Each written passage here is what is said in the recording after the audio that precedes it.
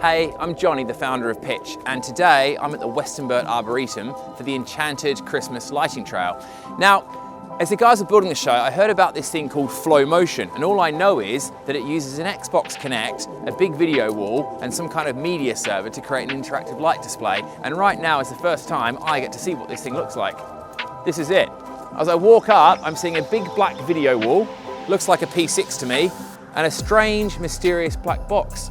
As my hand goes out, I see a kind of trippy blue, green, pink color rendering on the screen. It looks like a kind of flowing particle rendering of what the Xbox is seeing. And if I do this, I'm seeing my silhouette. But it's a kind of more fluid version of me with some delay. And as I see it, I feel like I want to kind of move around and sort of interact with it and dance with it. It's very cool. A guy called Tom Benoy, he's the creative director of PYTCH. He developed this.